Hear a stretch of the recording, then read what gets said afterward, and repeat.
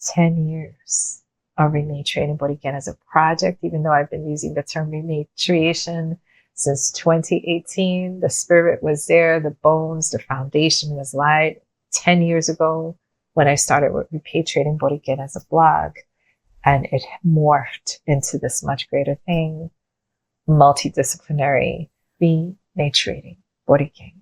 Saludos and welcome to the Rematriating Boriken podcast, where we discuss the journey to the essence of these islands, this archipelago and her surrounding waters, the restoration of our essence before conquest and continued colonialism, the reclamation of our collective healing and liberation. I am Yasmín Hernández, creator of CucubaNación, artist, writer, activist, born and raised in Brooklyn, Rematriating Borikén. Hey everyone, thank you for listening in on another episode of the Rematriating Borikén podcast. What is very present for me is a meditation on how this summer marks 10 years since I started the Rematriating Borikén project.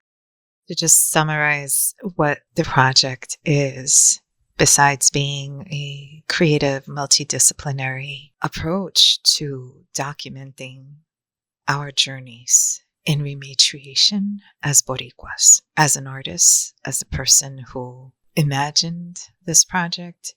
It started with a blog, expanded into a website with a painting series and a manifesto.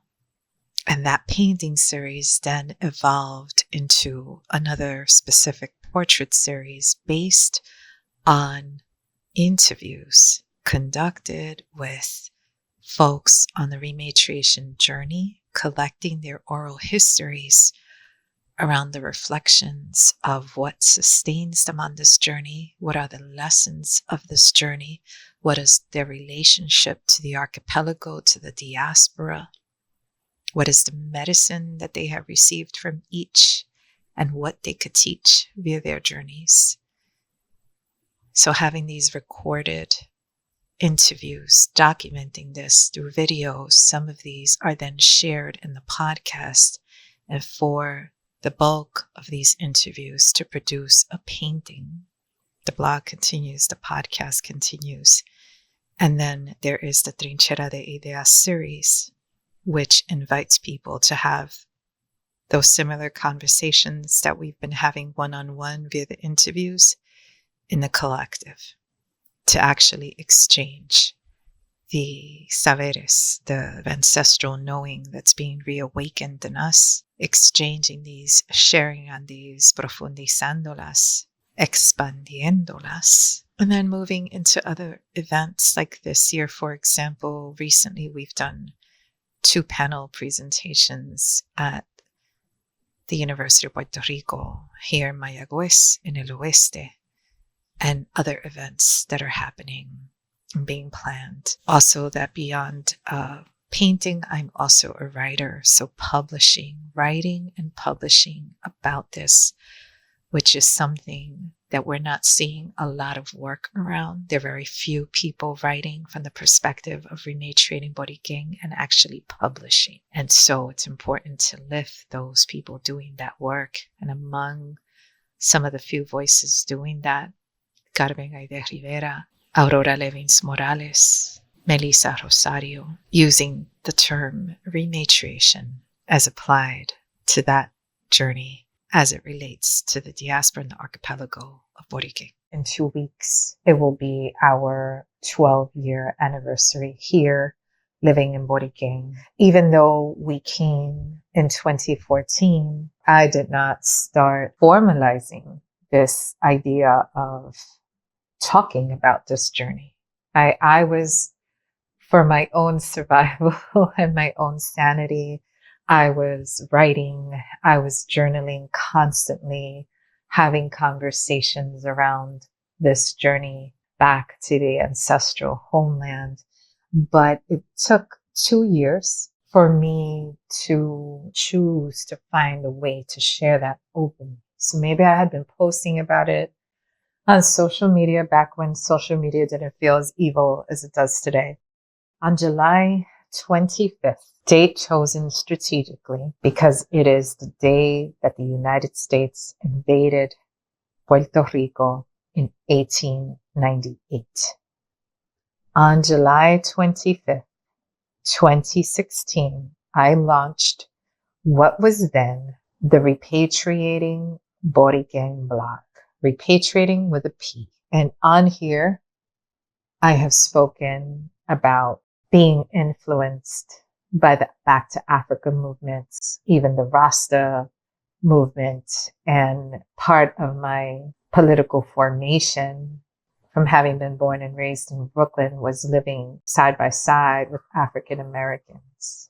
That shared experience, that shared struggle, that shared history, that shared struggle in the US coming through the civil rights movement, right? Because Boricuas always had our struggle side by side. Also, being Boricua of indigenous and African heritage, that shaped my reality as well, because I understood that there were two motherlands for my family. And in fact, there are actually more in between. So whereas there's this lineage on my mother's side from Africa to Borikén, I also know that there were these pit stops of Curaçao and St. Thomas in between. And Lord knows how many more. Two Peñuelas, I should say, via Curaçao. So while I'm on the topic, for those of you new to this podcast or new to this project, Rematriating Borikén, my name is Yasmín Hernández. As I mentioned, born and raised in Brooklyn, lived in Park Slope till I was 8, and then my family moved to East New York, Brooklyn, which is where my mom had grown up for some time and where a lot of my family had also lived. My family was spread all throughout Brooklyn, and I grew up very conscious of my Boricua ancestry. It was always present. It was always known. I started to become a little more interested and conscious and curious about my family's espiritismo, faith and practices. And those spiritual practices were always present for as long as I can remember. I always grew up in them. I always witnessed them, but it wasn't until maybe 15 that I started to first I started to question in a very critical way, analytical way, and then came more into what is the spirituality and that stuff. And then by 16, my father started, as I would say, sharing oral histories by somehow, I still don't know how we did this without cell phones back then, pero picking me up from high school. And I went to LaGuardia High School in Manhattan, and it was an hour car ride back to Brooklyn. Whether I took the train or the car, it was going to be about an hour. And that whole drive back was talking to me about our history, but not just any part of our history at random. It was a specific focus on our history of struggle, the liberation struggle, on our indigenous ancestors, on the indigenous traditions that still exist, on our African ancestors, and the elements of our culture like bomba that are still very representative and very real and very alive about that ancestry. So he made it a point to talk to me about all the things that mattered and all the things that he knew were not being taught to me at school. And it was his way, because I was going through a whole rebel phase, and that he was responding to, I don't even think it's redirect me. It was kind of like to center me, right? On something and on who I was. I was studying art at that time as a high school student already. I was an art major at LaGuardia. And when I went to study art, I continued to study art. So to go from East New York, Brooklyn to Cornell is like a clash of all sorts of worlds. I identify as a border crosser. I've been crossing all sorts of borders since I was a kid and existing in multiple worlds at once. And my tool, mi herramienta por hacer ese trabajo, was art. It was my way of channeling, right? If I came from a family of mediums who knew what it was to cross borders in terms of dimensions and access, information and intelligences from other places and other times, then I understood that through art, I could have access to similar things. And that is how I've used art since. And so then the ultimate crossing for me was when in 2014, I made the decision to move to Puerto Rico with my family. After a long, journey in New York City, and I wasn't always in Brooklyn. I lived also in Philly and spent my last years in New York City living in Queens, where my husband is from. Spent my years working as an artist educator, specifically with institutions that represented our people. So in particular, I mentioned in Museo del Barrio, and I mentioned the Studio Museum in Harlem, and I mentioned in Taller Puertorriqueño. I always wonder why I still include these in my bio, because they, at this point, were long ago. And people tend to put in their bios like more recent stuff. But I want to speak right now to how important, just having written a paper about sanctuaries and our sanctuaries, how important it is for us to create our own institutions, or I prefer the term sanctuary, where we can gather, where we can get this information for those of us who do not have parents that are connecting us to our histories for whatever reason. And that reason mostly being that due to racism and colonialism, we've been separated from our histories. We've been disconnected from our histories, and perhaps that doesn't exist. That information, that knowledge has been so fragmented, as some of us were raised without that connection to it. And for that reason, it is important to have spaces where the people come together and say, this is what we're going to do. We're going to put these institutions together to ensure that our work will continue, that our legacies will be known, that our artists will be given a space, right? And now once they become institutions and they become 501c3s and they enter the bureaucratic world of the empire, eso es otra cosa. And they shift and they morph. But what I always want to keep present is the fact that these three institutions that I speak of, Museo del Barrio, Studio Museum in Harlem, and Taller Puertorriqueño, Taller Boricua, which had, these are institutions that had very similar histories, where they were artist workshops, literally, or print shops. In the case of Taller Boricua and Taller Puertorriqueño, literally print shops created by the people, or museums created by the people that then grew into the big institutions that they are today. That was very important for me in my artistic formation, was developing as an artist, but always having this component of centering the educational aspects of our work. And more important than anything is keeping it centered in community and rooted in community. The importance that those spaces be in the communities that created them. When our history has been fragmented and when we've been separated from our community, it is very necessary to contextualize our experience within the greater picture, within the communities we're from, the paths we've walked, the journeys we've traveled, the people who have influenced us, the initiatives that have influenced us, the artists and the art and the work and the struggle and the activism and the warriors that have influenced us. For folks who do not know me from my New York experience, it's been 12 years, and there may be people who do not connect me in any way to New York, but it's still so much of my essence. My essence is very much those diasporic communities of Boricuas living in the States that did this work to keep these legacies and traditions together and alive. And so perhaps the way that Rematriating Borikén comes about after I got over the initial shock 2 years in, because the first year was hella hard. And as my good friend Wanda told me, Wanda Colon from Chicago, she was like, if you can make it through the first year, you'll stay. but it'll take about 3 years to feel grounded. And so we made it. Well, we more like crawled through that first year. Y fue así mismo como ella lo dijo. And I may have referenced this in earlier episodes of this podcast. It took me 3 years to feel grounded. Yes.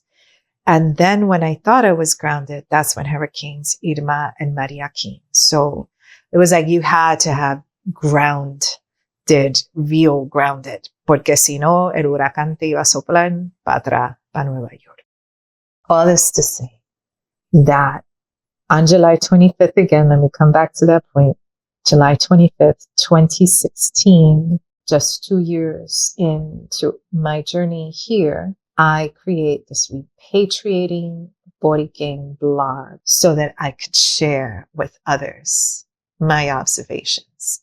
2017, I mentioned the passing of hurricanes Irma and Maria. At home, we were in the dark for 4.5 months. In those few months that we spent in the dark is where I received the sort of concept, the idea of CucubaNación, which later becomes my art space in Mayagüez, which is the site and the host to this project of Rematriating Borikén and to CucubaNación as a whole, as an artist, and in particular, an artist working around the liberation struggle of Puerto Rico and global liberation struggles.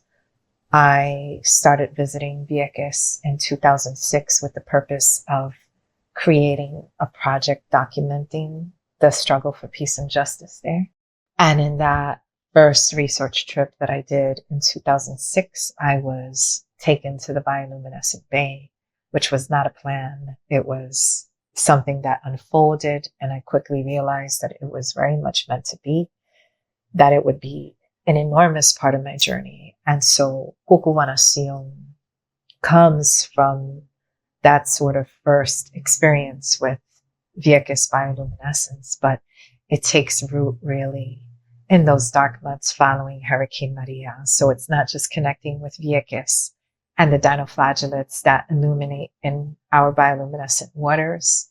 It is also connecting with luciérnagas, or common fireflies, and our much larger bioluminescent click beetles that we call cucubanos, that others may call cucuyos, y aquí también se dicen cucuyo a veces. There was a lot about being stripped of amenities, being stripped of electricity in the months following these hurricanes that, as an artist, that's like prime, that's like the womb time. That is, you're in the dark, you're in the silence, you're in the stillness. And that is one of the best spaces to receive, to channel, to conceptualize. And that is where I was given the idea for CucubaNación, which I started to develop as a painting series that year, 2018.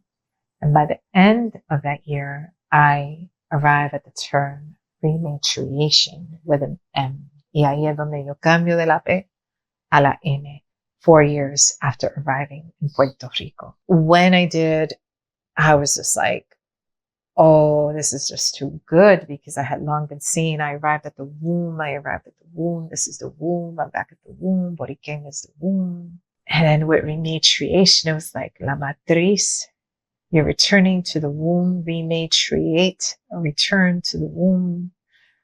And I was like, how could I have not figured this out before? And then when I think of an idea that just seems super, the first thing I do today is get on the internet and research and be like, okay, somebody must have figured this out. Let's go find out. And it took me to different communities in Turtle Island being the beautiful lands that are occupied today by Canada and the United States. I began to find these references to rematriation coming from indigenous nations of Turtle Island, but nothing for Puerto Rico. And I just knew that this term, that the term was not repatriation, that what I was living and walking was uniquely matriarchal. that I was not returning to a fatherland, that I was not looking to replicate what had been lived here, if not go back to a more ancient time before any of this was tainted by conquest and colonialism, and rescue that lost wisdom, and also bring back a new sensibility from my understanding of the empire, of having lived in its entrañas, and how to morph all these things together into something evolved, into something different, right? And I think that that is when I start to shift in this journey and in this practice. And it's not just about I'm living here and this is how I exist day to day and this is what I'm learning. It became more about this is some collective thing that is way more magnificent and way more big than just my own path walking it. At some point along the way, I started having conversations around rematriation with the only two people that were using the term in their respective work. And that was Melissa Rosario and Darshan Elena Campos, who unfortunately is no longer with us on this plane. And it is not to say that no one else in the entire archipelago of Borikén was using the term rematriation, but it is to say that in my respective research of trying to find folks using this term, those were the only two people that I knew were also saying it at the time. The other thing is to not state that the work of rematriation, if we must give it a title and a label, wasn't being done, because clearly there was many people out there, as there have always been many people doing the work of returning to the land, returning to our ancestral medicine, keeping our history alive, keeping our legacies alive.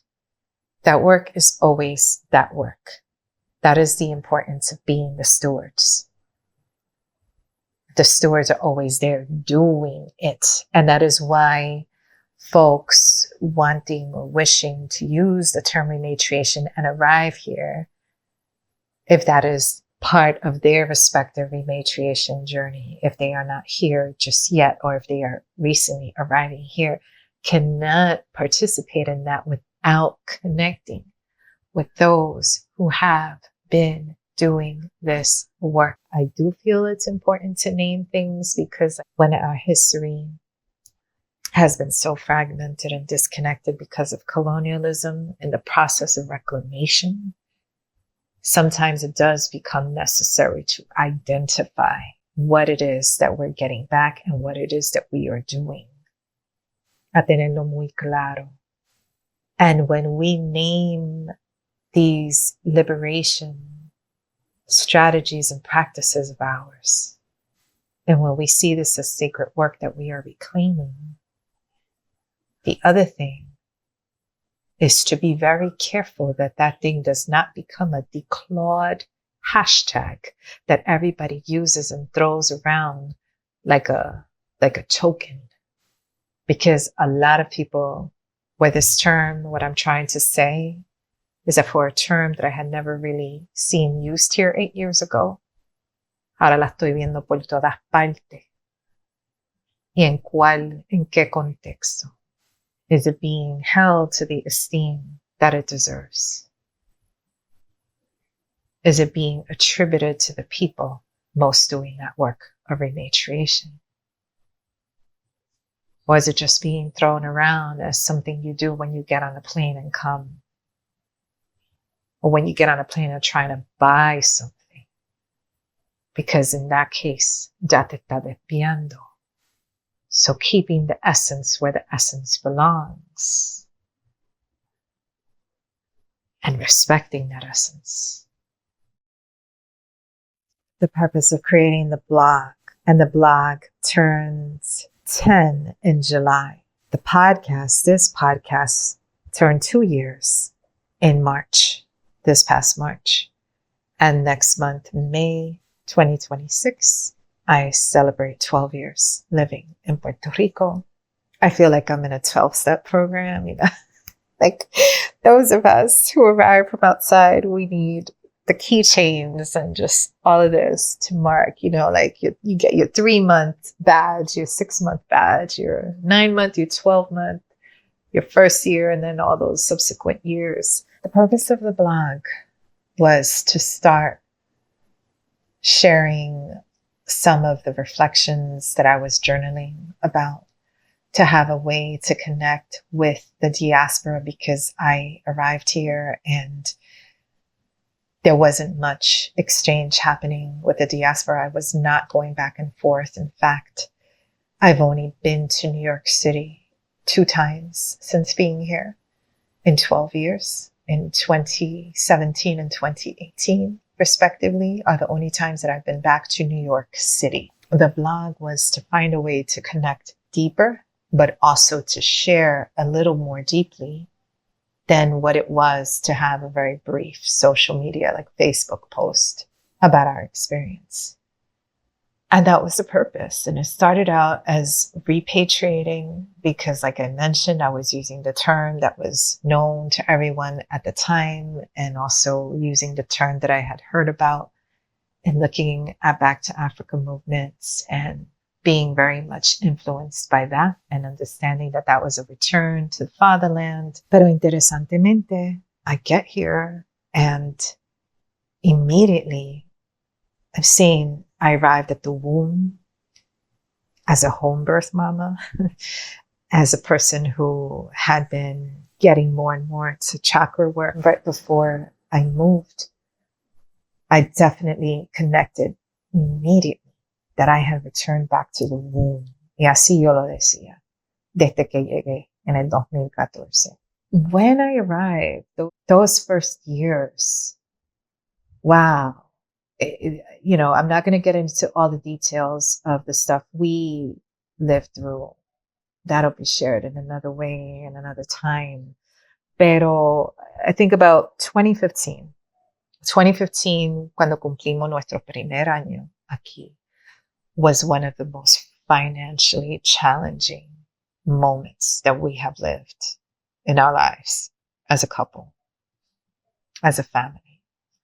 And I was thinking about how this coincided with several things that were going on. So what happens that summer, the summer we arrive in May. That summer, they announced the odious debt. By the following year, they established this evil tax at 11.5%, the sales tax, making it one of the highest taxes under U.S. jurisdiction. Puerto Rico was talked about having one of the highest poverty levels. It also has one of the highest sales taxes. And that, I remember how prominent that was and when it first hit. But we know this. Anytime we buy anything here, on top of the cabotage laws that make our prices more expensive to begin with, people have the capacity to grow here, and the fact that 80% of what we consume here is imported, right? There's the food sovereignty situation in Puerto Rico is critical. And we do have initiatives of people creating farms and going back to the land and working on this and teaching more around what it is to plant as our ancestors did, what it is to build sustainability, and what it is to increase our capacity for food sovereignty and taking that matter into our own hands. So all that to say that if everyone is paying more money because the foods are imported, and then on top of that, we have an 11.5% tax added to that, la cosa se pone bien dura, bien rápido. So that was 2015 at the end of our first year. And then in 2016, in our second year, they bring in la Junta de Control Fiscal. So as a result of this debt, there is now a fiscal oversight board brought in. And that is when we complete our second year here, and that is when I start the blog, just to provide that context. Following year, after I start the blog, some of the stuff that I was posting about, not to, to reiterate that I started it on July 25th, and it was important to me to anchor the blog constantly within the context of our history as a people that were colonized by the U.S. empire, or a place colonized by the U.S. empire. I never want to separate the reality that rematriation exists because of conquest. There would be no need to return to these legacies, to return to the land in this way, to return to these ancestral traditions and wisdom if there hadn't been a violent, systemic structure and structure put into place to disconnect us from these things. So to have started this project on that day was my way of stating, we are here to reclaim. We are here to make this statement. I am here living here because I am working to get back what was taken through colonialism. Other topics, there was a 2016 blog by the title of Push-Pull. As people always talk about push-pull factors in migration, y este se titula Push-Pull, the colonization of NYC and crossing El Charco back to Borikén. There I'm talking about gentrification and how my family was pushed out of Brooklyn, but we were also pushed out of a part of Queens that we lived in. That gentrification is the modern day colonization, right? Although colonization is still very much alive and well in its many forms, gentrification being one of them here in Borikén, here in Puerto Rico, and the whole archipelago. September 2016 blog post was titled Let There Be Light. And that one was written right after the first national apagón, the first national blackout that I lived here, a year before Maria. Diasporic homesick, colonial survival or resistance through Charco, transcendence speaking. This is now 2017. That's from June 2017. And it's speaking to water as an element for transcendence and in this work to decolonize. Of course, ahí es donde pasan los dos huracanes, and that shapes also the history. So I just am following this chronology here, and I want to say that I will be doing on May 19. Mentira, I'm thinking May 19 because that's Malcolm X's birthday. On May 21st, it's a Thursday. Instead of doing an in-person trinchera de ideas as I normally do at CucubaNación, my art space in Mayagüez, I will instead be doing a virtual presentation on this project and showing visuals of the development of the project through blog, through painted portrait series, interview series, podcasts, and all the different, it's like a pulpo, right? All the different tentacles that this project has taken on over the last 10 years. But to just continue with this chronology, as I discuss this today, and I'm probably going into deeper intricacies porque estoy aquí hablando sola, that presentation or that discussion that will happen virtually is the purpose of sharing the elements of the project for folks who are not familiar what it is and what it's entailed, but also enter in dialogue about rematriation, because the most important thing that I learned with the creation of this as a project is how to then move from writing about it, reflecting on it, and sharing my journey in 2016 with the opening or the creation of this blog, to then 3 years later in 2019, opening it or widening it to then start connecting with others documenting their stories, making these comparisons, having these gatherings, so that it became, Rematriating Borikén as a project became an effort to speak to the collective journey, right? There's all these individual journeys like my own, but when you start to compare stories and experiences with others and lessons, most important, then you recognize that this is a wider thing. This is a wider practice. And this practice has its strategies, has its lessons, and that this practice is not just that of coming home, but that rematriation, it is a practice of liberation. So 2018, I start the CucubaNación project and I arrive at the term rematriation. Ironically, in October of 2018, I post a blog entry titled Repatriation Rant with a P. And that might have been the last thing that I was doing or that I did with that term before morphing into rematriation, so that by March of 2019, I put my first post titled Rematriation, Rematriation. March 2019 is the first time that I'm writing specifically on that term. By May, when I celebrate my 5 years in Puerto Rico, I had channeled this Rematriating Boriken manifesto and created a painting around rematriation that used the aesthetics of a different type of bioluminescence, and that is the aesthetics of the abyss, the aesthetics of the Puerto Rico Trench.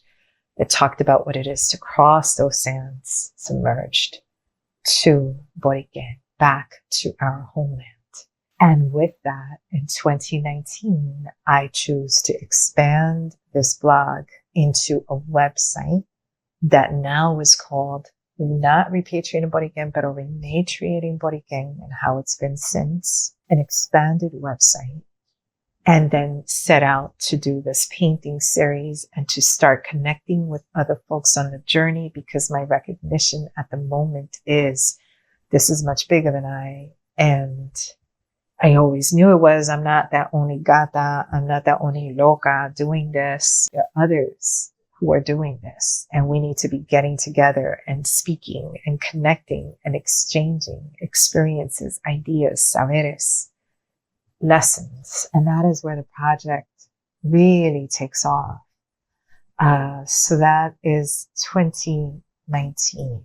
2020 was supposed to be the year that I started the interview series, that I started the painting series. I had a new studio space at home and I was going to launch all of this. And then that's when the pandemic happened and other things. So it was 2021 when I started, because of the pandemic, sending out questionnaires to people to collect oral histories around these rematriation journeys. And then slowly began to do virtual interviews. And that first virtual interview that I did in 2021 was with Dr. Marta Moreno Vega, who I had known from New York and who I had known was coming she had a home in Louisa. So that was my first interview, which I shared on this podcast as well. And then in 2022, sin buscar what I had asked for in that year, we were trying to come out of the pandemic, of the encierre, of the isolation. And what I asked, my intention was to please be back in community.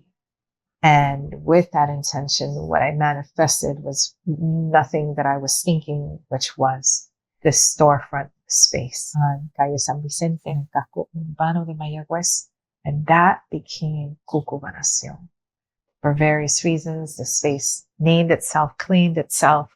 It would be an art space, but specifically dedicated to the liberatory lessons of bioluminescence, because we were navigating all this darkness and all this, shit with colonialism, with climate change, and with these apagones constantly, all these power outages. And so once I got that space in 2022, within 3 months of opening my my space, I had the first Rematriation gathering. And so 2023, many things take off. Start hosting Rematriation gatherings where we're having in-person, face-to-face conversations about the Rematriation journey. And then I also received a grant from NALAC, the National Association of Latino Arts and Culture, so that I could create the portrait series, the Rematriation portrait series that I call Portraits from the Trench.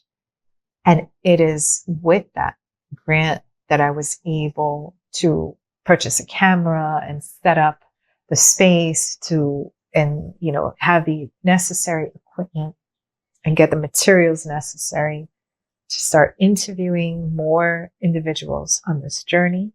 And those were formal interviews of about an hour. And from those interviews is that I then produced the series of portraits on black velvet, documenting different folks on this journey. That became very necessary to the work because a través de esos encuentros y esas entrevistas, I start to expand my own ideas around what rematriation is and means, because I was using it largely to talk about this experience, my own experience of being from the diaspora and moving here to live for the first time. And so when I start this project, the first expansion was, hay tantas personas que nacieron y se criaron en Puerto Rico que han tenido que salir y están de regreso.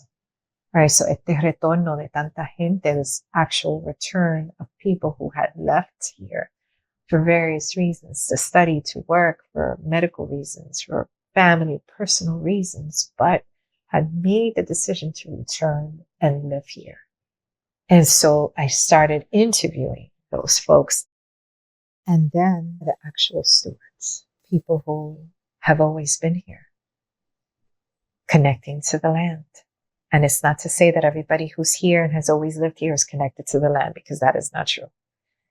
But there are stewards of the lands and the traditions and the legacies that have been doing this work always, and that need to be the center of this project, because this sort of being pulled away, being, as Natalie Gutierrez, who was my last podcast episode, talks about it, is the disruption, from disruption to belonging, right? This diaspora thing is not a choice. We were disrupted, we were disconnected, nos echaron. We were sent out, we were sent off. And the brutality and the violence of that, so that a lot of us, when we think of coming back or coming to reconnect, unfortunately, it's laced with that trauma. It's laced with that disconnect. So we need to reconnect. And then we've also been taught in the empire that everything is about the land and the properties, that you got to own it. So then a lot of people talk about coming here, que quieren comprar algo. They're going to come here, they're going to buy land, they're going to buy property. It's like it becomes tethered to this sense of ownership. And that is an imposition of the colonizer. The question that we really need to ask is, how many of us say we're going to come here to reconnect to the land and its ways, and to the ancestral memory contained there within, or held there within, or that sprouts from there, versus I'm going back to buy a land and have my shit. And that sense of ownership and, needing to stake a claim in something. And that the true belonging comes from reconnecting to what we lost in our spirits, what we lost in our knowing, versus coming back to get into the whole revolú and bureaucracy of real estate, especially with the housing crisis that is happening here. And that has worsened so much so. This was not the truth when I arrived here. This was not the truth when we arrived here. And it was so much easier for us to rent something, to find a house that was spectacular for us, that was affordable for us, that we could easily rent. And in the 12 years we've been here, just seeing how short-term rentals, that the whole Airbnb system has destroyed the housing situation for Boricuas living here. So the necessity of being in conversation as people who came from the diaspora with people who have always been here, always struggling the struggle from here, and setting aside all that bullshit about those from the diaspora are richer, coming with more money, coming with more amenities and more. And no, the people from the diaspora think that those who are here are not political enough, they're not active enough, and they have more privilege, and and just stripping away all these constructs and layers and impositions to arrive together at the root, at the essence of this place, at the essence of these islands, at the essence of the amniotic waters that surround them, that bring them together as this archipelago, microcosm of the greater Caribbean archipelago, of the even greater Caribbean basin that includes the continents, and getting to the essence of what we are trying to connect to here. What we have lost, what was taken from us here, and reconnecting, rewiring with that information back in our bodies, because it's always been in our bones. So all we have to do is tap into it to reawaken it. Connecting folks that are from the diaspora with folks that are the stewards from here, and the folks in between that have left and come back, or están con el vaivén. That's what rematriation is. Rematriation is a lot of things, actually. It's not just that, but it's not a conversation for diaspora alone. That essence of that womb, that's where rematriation lies. This is what I learned once I started to gather with others and converse and exchange información, saber, elecciones, todas esas cosas, that then these things crystallize and open up for us. And you see the actual work of what's in our bones, of what's in our DNA getting activated when we sit across from one another and start to have these dialogues. So in 2024, a lot of things activate. I debut the portrait series at CucubaNación, because it made sense to exhibit them in that very space where the work was created, where the work was researched, and the interviews happened of people who frequent the space. So those pieces are a product of these community interactions and these community conversations. And in that very space where these folks gather is where the interviews happen. And in that very space is where the works are created. In that very space, the works got exhibited and debuted to the same community that inspired it. That is something that I learned from my project in Vieques, where it was researched in Vieques, inspired by Vieques. I didn't paint it in Vieques because I lived in New York, but I debuted it there. And when I did the opening, the people at the opening were the people whose faces were up in those paintings. That was such a magical experience that I wanted to replicate. And the other people there at that opening were those people's friends or those people's families. And in the case of people that I painted that were no longer with us, it was the legacies of those people. And so this was done in that spirit. But in 2024, the pieces are debuted. And what also happened 2 months before the exhibit went up is that I launched a podcast. And the podcast became a way to share some of those interviews that I had recorded for the purpose of the paintings, but that were so informative, was so important to share, that listeners could benefit from what I had experienced in having those conversations and interviewing the folks that I was interviewing. And so that is how the podcast was born, also in 2024, same year as the Portraits from the Trench debuted. I had already been working on the painting series, but those Portraits from the Trench in 2024 were special in that they were on black velvet, that whole process of being done out of interviews in the space, painted in the space, todo eso.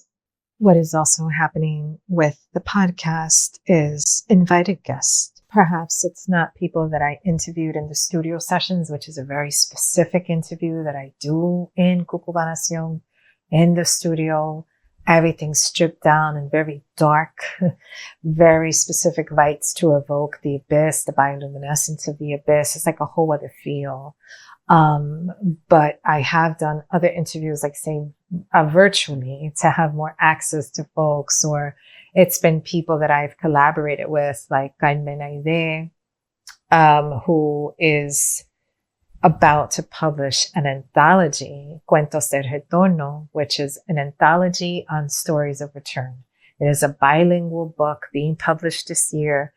I'm very lucky to have been included with an essay interviewing her in December of 2025 to speak on that project and her experience interviewing. And interestingly, her project is similar to mine in that she was connecting with folks and getting them to tell their stories. So it's another sort of oral history project turned book, right? In my case, it is doing it via portraits and podcast episodes. The other thing to have launched, I did the first one in 2023, the first Trinchera de Ideas, but it wasn't until 2024 where Trinchera de Ideas gets launched as the monthly Rematriation conversation series. Y es ahí where we start to go in, because the experiences that I was having with the interviews were so deep, like stuff was scrambling my head. I had the same questions and like 2-word analogies that I would give people, like tierra siembra, stuff like that. And I asked the same things of everyone specifically because I was looking for patterns. I was looking for how certain elements of this archipelago, certain experiences like darkness of this archipelago was resonating for different people. And in doing so, I was able to see what was guiding folks on their journey. What were the lessons that were sustaining people through this journey? And it was just so very powerful for me to watch unfold through the process of interviews, which to this day, I estimate I've interviewed about 25 people. It might be more, and I'm actually about to start another wave of interviews. Pero once I realized that power of having those conversations one-on-one, I was like, yo, this would be crazy if we start to open it up into gatherings and discuss these as a group, right? And so that is what the Trinchera de Ideas series became, with folks coming the third Thursday of the month to CucubaNación to have similar conversations as a group. And the groups are very intimate. It's an intimate storefront space, right? It's not designed to be like a huge ass forum. It's meant to be small, intimate, that people could really go in and talk about things that feel vulnerable. It's a very vulnerable journey. But more importantly, to feel protected doing it, that it wasn't recorded. There wasn't a camera at those. Eso es lo importante. For the entrevistas, sí. Yo pedía permiso para grabar, and that was before a camera, and that would put people in a whole other space. But to just come in and have a conversation, and it's not being live streamed, and no one's recording, and you're just free to just flow with it, that gave another dynamic. And now we switched the dynamic again, because just 2 months ago, we launched the first trincheras, the first virtual trincheras. There have been 2 so far. One with Melissa Rosario, who is featured in the portrait series, who is featured on the podcast in an episode from June of 2025, and who did our first virtual trinchera space on the theme of re-indigenizing.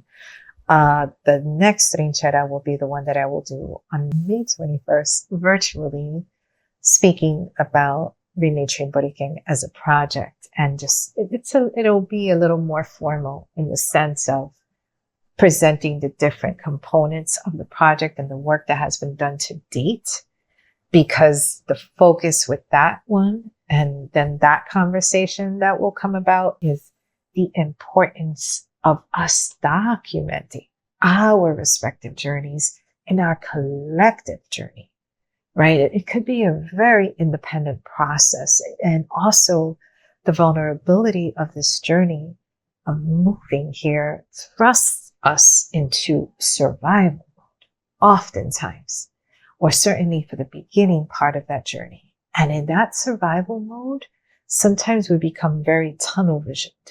And in the struggle for survival, when you start to realize what the financial issue is here, how colonialism seeps into every part, how the church runs shit like it was the 1400s, when all of these things start to unfold, then you start finding yourself living day to day and dealing with what's in front of you and jahda. So it is equally survival and more so thrival to come together in community and talk with others about this work. My reality here between myself, the work that I'm doing between Rematriating Borikén and CucubaNación, and my artwork, and then with my children, and then caretaking my mother, who's here now too for the last 6 years. It's like, I'm not going out hanging out. I'm not hanging out. I'm not like connecting with people and chilling. It's like, this has become this work. This has become this process of documenting, of writing, of painting, of creating videos and content to document and archive this journey for ourselves, because not a lot of people are talking about this. Or maybe they're talking about it in their sala. Our collective journey has literally been ignored and written out of history. Carmen Aide's book on El Retorno is crucial because people are not caring to tell this story. But go and look for a book that talks about the so-called exodus out of Puerto Rico. And you will find millions of books talking about people leaving their countries and going to the US, because up until this second Trump administration, everybody on the planet knows that the US was like that destination that everybody had to move to, go to work and for opportunity. And so a very crucial thing here in this journey, especially for those of us who came years ago, is that we were going against contra la corriente. We were coming at a time when nobody wanted to be coming here. And people were like, what the hell are you doing there? And why are you leaving the States? And are you crazy? And how are you going to survive? And now that people are starting to bounce from the States and self-deport, I am waiting for that moment where Boricuas will start to reconsider and be like, you know what? Maybe moving to Puerto Rico ain't the worst thing after all. Maybe the United States is not the be-all, end-all. Look at how they do their own people. Until then, nos toca a nosotros to document our own stories and our own journeys. So I have been on this obsessive quest to do that. Last year, in 2025, a Central Journal thankfully published a piece of mine called Painting Rematriation, Reflections from Year 10 in Borikén.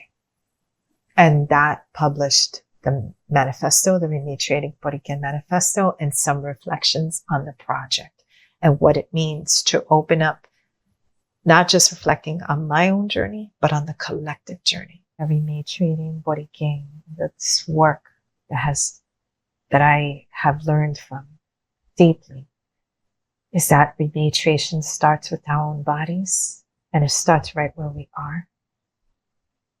And not everybody could hop on a plane and get somewhere else. And that does not mean that you don't do the rematriation work right from where you are, because your body is always an expression of that space, of that essence. Some of us are not meant to be here. Some of us have been called to other missions, and that's okay. Eso es lo que yo le digo, la rematriación desde el exilio. Rematriation from exile, because I prefer the term exile which to me is much more politically descriptive of what that is than we are the diaspora.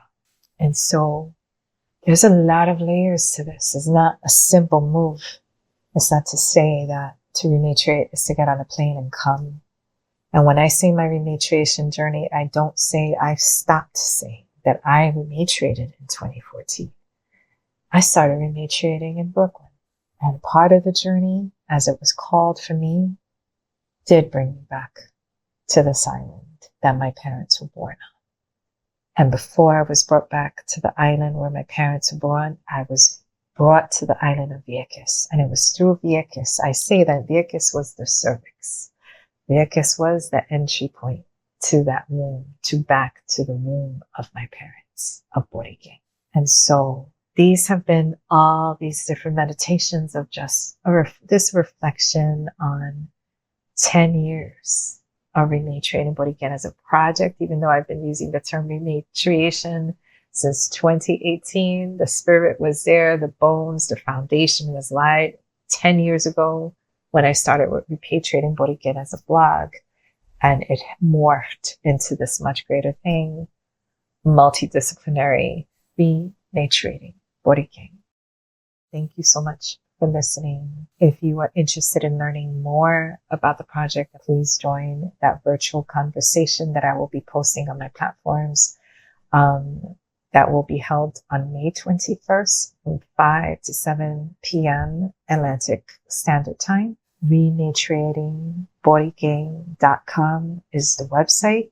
RematriatingBoriken.com is the website, and Rematriating Boriken is also on Facebook and on Instagram. And we have the Rematriating Borikén channel on YouTube, which is primarily where the podcast is based right now, although in the future we will be moving to other platforms. Thanks again for listening, and blessings on your rematriation journey wherever you happen to be.